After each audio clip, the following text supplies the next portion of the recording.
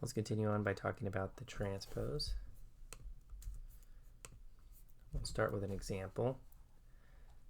So let's say A is this matrix 0, 1, 2, 3, 4, 5. And then we'll look at the definition. So the transpose of A, denoted A superscript T, is a matrix with columns which are the corresponding rows of A.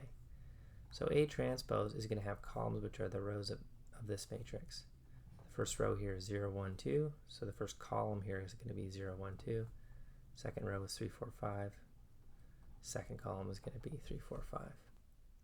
Okay, so now we have a theorem that involves the properties of A transpose, or transpose generally.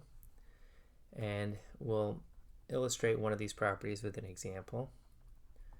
This is the last property. So let's consider A equal to 0, 1, 2, 3, 4, 5, like before. And B is going to be a vector. You can think of vectors as matrices with the second dimension is 1. And we're going to show that this property holds. So AB is going to be 0, 1, 2, 3, 4, 5 times 0, 1, negative 1. And before, when we did matrix vector multiplication, we thought of this 0 as a weight on the first column, this 1 as a weight on the second column, etc.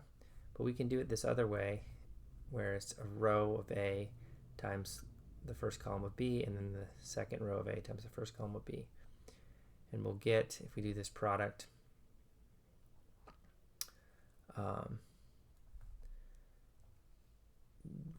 negative 1. So 0 times 0, 1 times 1, 2 times negative 1. And then 4 minus 5, so negative 1 again. Now let's take the transpose. This only has one column, and it's going to become the row now. So it's going to look like this. So that's our left side of our equation. Call that left-hand side. And then we'll look at the right-hand side.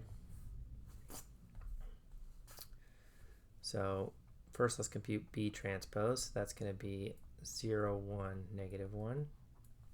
So these rows, 0, 1, and negative 1 are going to become my columns.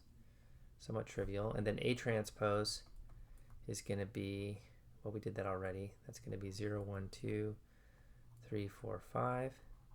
And if I multiply these two, B transpose times A transpose is going to be 0, 1, negative 1 times 0, 1, 2, 3, 4, 5, which is going to be negative 1, negative 1. And you can see that this output matches this output. So the equality is true, at least for this example.